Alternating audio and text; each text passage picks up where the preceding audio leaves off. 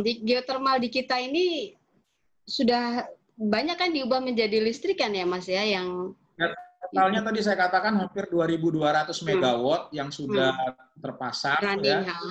Potensinya mencapai 29.000 megawatt. Jadi banyak, tapi yang baru termanfaatkan kurang dari 10% justru. Kalau sumber energi yang lain bagaimana ya Mas? Kalau sampah tadi kan persoalannya kembali lagi, walaupun teknologi dan sistem atau modelnya sudah ada ya Mas ya, tapi diterapkan di daerah lain mungkin terbentur anggaran ya. Kalau surya gimana Mas? Karena kalau di Amerika itu sekarang trennya katanya rumah-rumah itu memakai energi surya ya, jadi off grid gitu ya, jadi nggak ke jaringan lagi, dia pakai tenaga surya di rumah sendiri. Kalau di Indonesia tren seperti ini mungkin ya, tidak hanya di Amerika, tidak hanya di Amerika, di banyak negara, masuk di Indonesia pun pemakaian listrik tenaga surya sudah ada, baik yang skala kecil, yang skala rumahan maupun yang skala besar. Ya, memang di Indonesia relatif tertinggal dibanding negara lain. Tadi saya katakan kita hanya, kalau nggak salah, lebih hampir yang tersampai 150-an megawatt, ya mungkin totalnya kita tuh kurang dari 200 megawatt lah. Tapi sudah ada dipakai juga di Indonesia. Rumah saya juga pakai pembangkit listrik tenaga surya, tetapi tidak 100% listrik saya dari surya. Gitu. Saya hanya menggunakan 30% listrik saya dari surya. Tadi sisanya saya masih menggunakan PLN. Tapi di Indonesia sudah ada dengan peraturan pelanggan PLN untuk memasang pembangkit listrik tenaga surya dengan menggunakan skema net metering. Jadi pelanggan PLN itu bisa memproduksi listrik dari pembangkit listrik tenaga surya yang kemudian dijual ke PLN dengan skema net metering. Kemudian pada saat kita butuh listrik ya kita beli dari PLN. Nanti dengan meter itu bisa dihitung selisih antara kita jual dan kita beli gitu. Oke. Di Indonesia juga sudah ada, sudah cukup lama ya, walaupun peraturan menteri ini baru keluar 2018. Tapi potensi energi surya di Indonesia cukup besar ya. Kalau hitung-hitungan ini, potensi kami pernah menghitung kalau misalnya seluruh rumah di Indonesia LTS, listrik tenaga surya di atapnya aja, di atapnya dengan menggunakan data. Artinya tidak seluruh luasan atap ya, tapi atap yang memungkinkan dipasang listrik tenaga surya, panel surya, itu potensinya mencapai 655 gigawatt. Oh, besar ya? 655 gigawatt besar gitu. Nah, jadi potensinya besar ya, dan salah satu kendala kalau buat sebagian besar mungkin pelanggan PLN saat ini atau rumah di Indonesia memasang itu karena biaya investasi awalnya tinggi.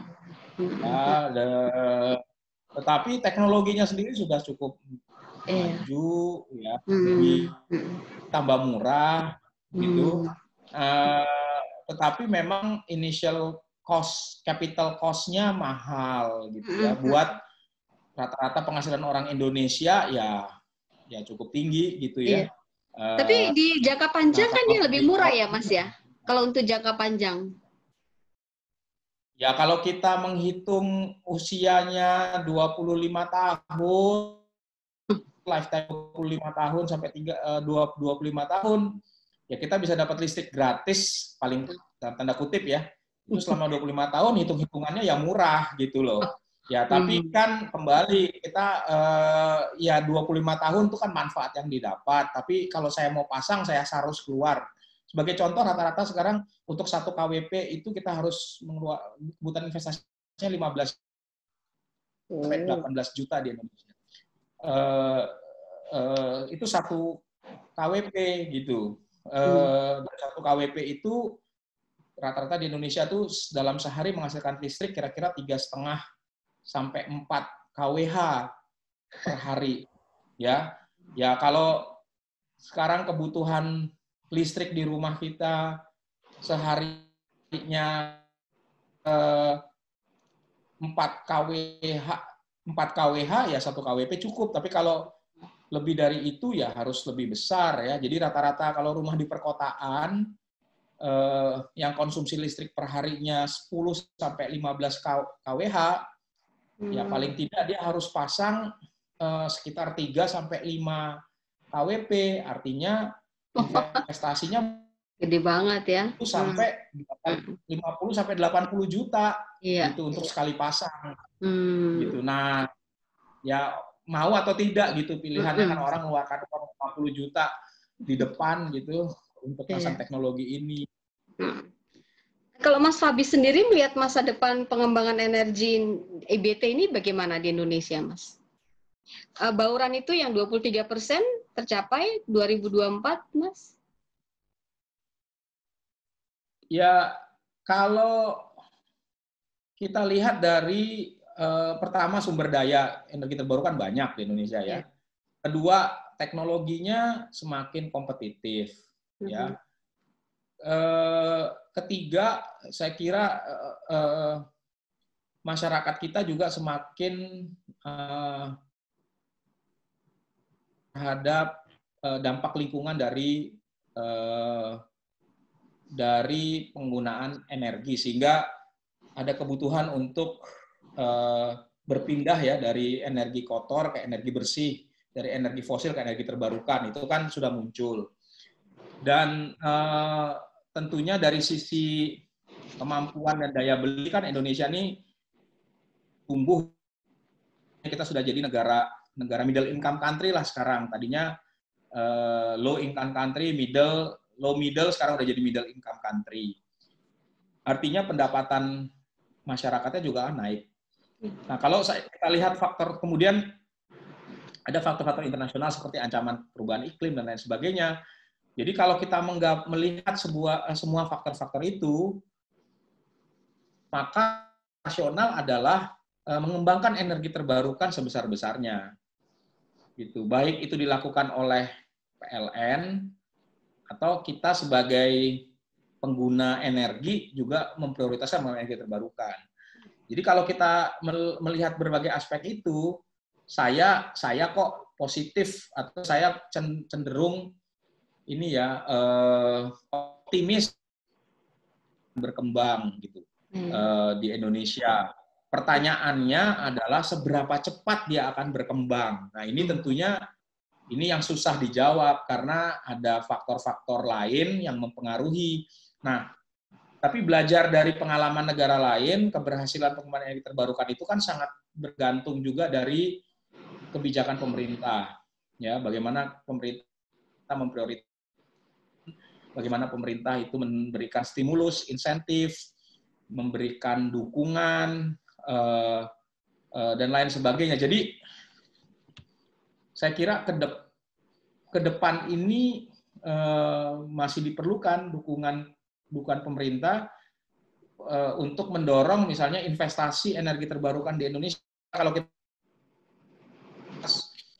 rakyatnya banyak gitu ya, kebutuhan energinya tumbuh ya, energi terbarukan harus juga dikembangkan tidak hanya kecil-kecil tapi juga skala besar, dan ini investasi besar, resiko besar, tentunya investor itu akan melihat faktor-faktor yang menurunkan risiko tersebut. Ya. Nah, kalau buat individu seperti kita, ya tentunya edukasi, contoh ya untuk yang PLTS atap ya, itu mungkin kalau kita punya insentif untuk memberikan pinjaman bunga ringan, gitu ya, yang punya PLTS gitu ya bisa disalurkan, kita bisa aplikasi ke bank, gitu. Ya mungkin itu bisa menstimulus. Jadi kami pernah lakukan market survey, potensi pasarnya besarnya itu upfront investment-nya, gitu. Yang sebagian besar rumah tangga itu agak keberat. Tapi kalau mereka misalnya bisa mendapat pinjaman lunak atau bisa mencicil dengan cukup panjang, masyarakat mau. Iya, nah, ini hal-hal yang mungkin perlu jadi perhatian pemerintah. Ya. Bisa nggak kita, Mas, misalnya ya di kompleks tentunya lebih besar gitu ya, kompleks yang besar itu mengumpulkan sampah-sampah organik, kemudian membuat sendiri pembangkit listrik biomasa sampah organik, tapi dipakai juga untuk lingkungan sekitar gitu ya, Mas. Itu visible nggak ya kalau di Indonesia ya, Mas? Memang kebiasaan memilah-milah sampah organik dan organik itu kan belum terbangun ya di kita ya. Jadi, tapi itu persoalan kan persoalan edukasi ya, Mas, persoalan sosialisasi gitu ya. Ya, saya nggak gini, saya tidak tahu untuk aplikasi untuk teknologi magnetik sampah skala kecil ya. Saya kalau pemilahan sampahnya sederhana dan saya kira tidak terlalu mahal. Tapi kalau udah diubah menjadi energi listrik, saya untuk yang skala kecil biomasa saya nggak punya pengetahuan di situ, jadi saya nggak bisa menjawab seberapa itu visible atau tidak gitu, saya nggak tahu ya. Nah ini persoalan kita juga kan, kebutuhan listrik kan akan terus tambah ini Mas ya, karena kan ada juga tren mau beralih dari mobil atau kendaraan menjadi kendaraan listrik ya, yang menggunakan bensin tadinya kan. Artinya kan bahwa sumber-sumber energi terbarukan maupun sumber energi yang lain kan harus segera dikembangkan ya Mas ya, karena kebutuhan listrik makin makin hari kan makin tinggi ya. Nggak cuma untuk rumah tangga kan, untuk mobil juga nanti ada mobil listrik. Kemarin saya lihat hearing di DPR begitu juga sudah mulai ada tren menggunakan mobil listrik gitu ya. Artinya listrik ini kan menjadi esensial banget gitu ya Mas. Kalau kita ngandelin batu bara tok kan kayaknya kasihan lah bumi kita gitu ya. Gimana Mas? Ya sekarang kan tren dunia itu mengarah ke elektrifikasi, termasuk tadi ada di kendaraan listrik. Nah, teknologinya sendiri saya kira sudah mulai masuk ke Indonesia, tetapi perlu waktu ya sampai kemudian teknologi ini mendominasi atau bisa menggantikan kendaraan internal combustion engine atau kendaraan konvensional yang sekarang banyak di jalan raya. Kalau kami sendiri melihat kalau dengan perkembangan saat ini masih cukup lama ya sampai kemudian mobil listrik atau kendaraan listrik jadi mainstream gitu di sektor transportasi Indonesia. Dan memang ketika dia sudah mulai populasinya banyak dan menjadi mainstream, kebutuhan listriknya akan bertambah. Nah, tetapi itu kan tidak sekonyong-konyong, itu kan butuh waktu. Artinya kita masih punya waktu untuk menyiapkan infrastruktur yang bisa mendukung penetrasi kendaraan listrik, termasuk kesiapan pasokan listriknya. Yang tadi saya katakan dari sisi sumber daya energi, kalau misalnya menggunakan energi terbarukan, sumber daya energi terbarukan kita tuh cukup untuk memenuhi kebutuhan listrik Indonesia di masa depan sampai dengan 2050 bahkan lebih, itu masih cukup gitu dengan pertumbuhan permintaan listrik per kapita yang relatif mungkin sekitar 5% per tahun, itu cukup kok bisa dipenuhi gitu. Jadi saya kira ini akan berkembang gitu ya. Teknologi juga berkembang, semakin murah, semakin terjangkau gitu dan yang penting sebenarnya jangan sampai pemanfaatan atau penggunaan teknologi itu mendapatkan hambatan baru gitu.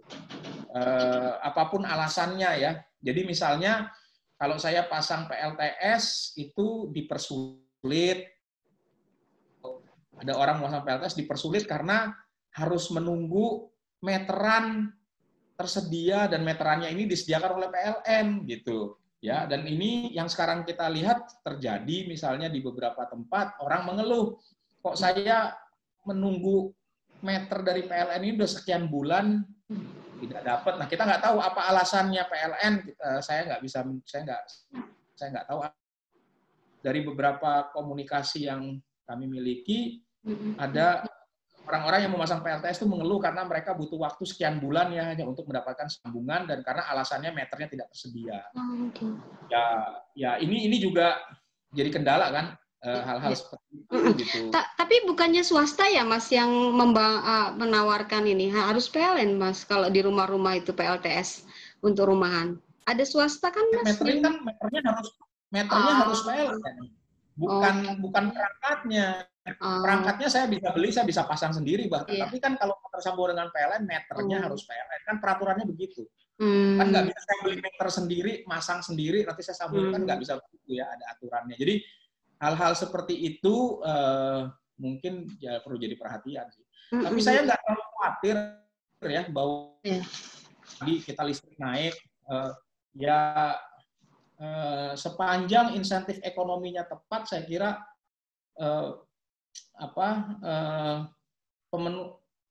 ketersediaan pasokan itu akan diupayakan gitu. Jadi kita akan terpenuhi kebutuhan energi kita. Dari sisi teknologi nggak ada masalah, sumber daya nggak ada masalah gitu. Betul.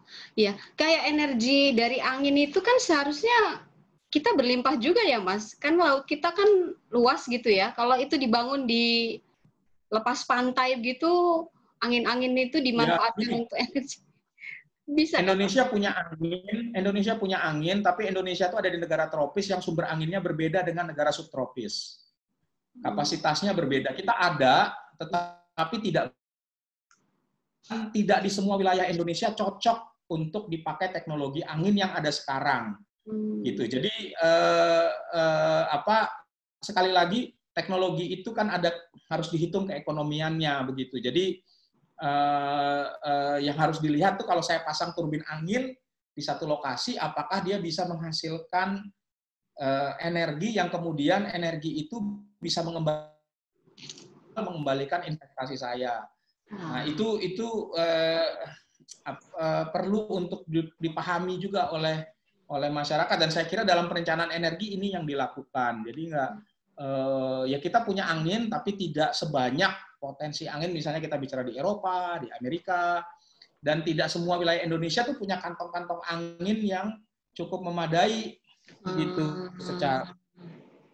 Walaupun sekarang sudah ada pembangkit listrik ya, kita totalnya ada hampir 60 megawatt pembangkit listrik tenaga angin yang tersambung di sistem PLN. Terbesar kan ada di Sulawesi Selatan gitu. Iya. Jadi masih air dan geotermal lah Mas ya, yang mungkin bisa dieksplor lebih. Ya sebenarnya air panas bumi ya,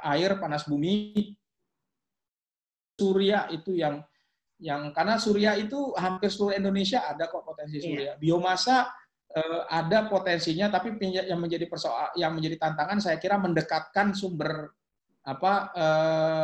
produksinya dan pemanfaatannya itu kalau untuk biomasa ya. Oke Mas Fabi, saya rasa cukup ini wawancaranya untuk saat ini gitu, udah tergambar ya kan persoalan kita apa gitu dan potensi yang paling mungkin dikembangkan di Indonesia seperti apa. Ada statement terakhir yang hendak disampaikan Mas? Ya, untuk mungkin data-data yang lebih rinci, silakan ke website ISR, kita punya banyak publikasi yang bisa di-download, di situ ada data, ada analisis yang bisa dipakai juga. Oke, iya. Bisa dipakai ya Mas ya. Jadi nanti kita ambil deh kalau gitu data grafisnya ya. Iya. Baik Mas Fabi, terima kasih waktunya Mas, sukses terus.